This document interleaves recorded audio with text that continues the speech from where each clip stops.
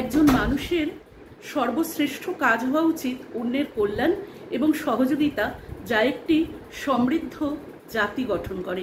এ কথাটাই বলছেন ঈশ্বরচন্দ্র বিদ্যাসাগর। মাতা পিতার সেবাই কিন্তু শ্রেষ্ঠ পূজা এবং সন্তানের সর্বপ্রধান ও পবিত্রতম কর্তব্য। যারা নাস্তিক তাদের বৈজ্ঞানিক দৃষ্টিকোণ থেকে ঈশ্বরে বিশ্বাস করা উচিত, এতেই তাদের সার্থক। যার নিজস্ব বিবেক নেই সে কিন্তু হালকা বাতাসেও নড়ে যায়। মানুষকে সমস্ত প্রাণীর মধ্যে শ্রেষ্ঠ বলা হয় কারণ তার আত্মবৈষম্য এবং আত্মজ্ঞান রয়েছে।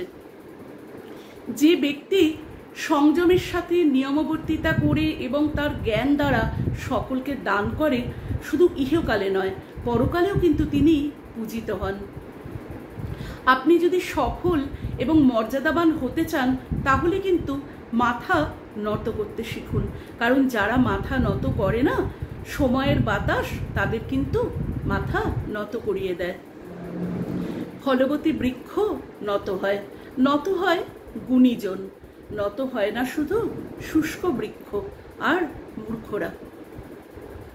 তোমার অবস্থা যত মন্দই হোক না কেন, অন্যের অবস্থা এত মন্দ আছে যে তার সাথে যদি তুমি তুলনা করো তাহলে তোমার অবস্থা কিন্তু অনেক ভালো বোধ হবে। এই সংসারে দাম্পত্য বন্ধন সুখ সর্বাপেক্ষা, দাম্পত্য বন্ধন সুখই কিন্তু সর্বাপেক্ষা প্রধান সুখ।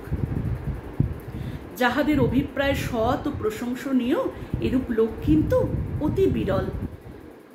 এবং শুভ ও শ্রেয়স্কর বিষয়ে বাধা ও ব্যাঘাত জন্মাইবার লোক কিন্তু, যারা ব্যাঘাত ঘটায় বা যারা বাধা দেয় এমন লোকের সংখ্যা কিন্তু সহস্র।